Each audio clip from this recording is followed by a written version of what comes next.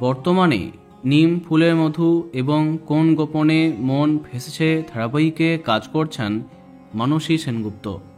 বলা বাহুল্য, বাংলা টেলিভিশনের অন্যতম জনপ্রিয় খলনায়িকা তিনি।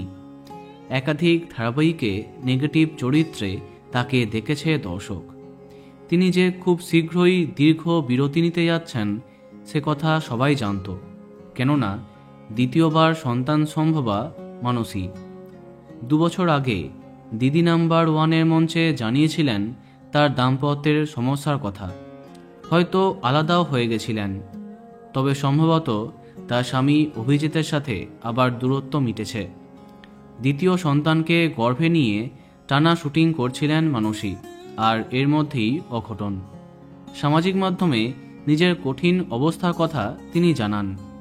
এর আগে মানসী জানিয়েছিলেন তার প্রেগন্যান্সি হাই রিস্ক।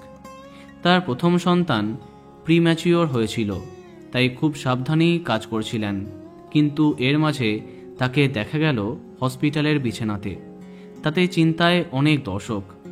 মানসী জানান, শুটিং সেট থেকে হসপিটালে তিনি।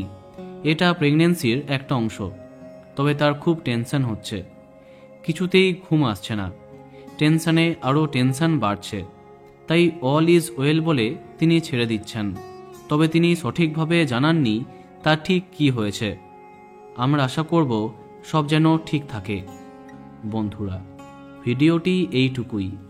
বাংলা বিনোদনের অন্যান্য আরও খবর পেতে সাবস্ক্রাইব কারেন্ট পজ। ধন্যবাদ।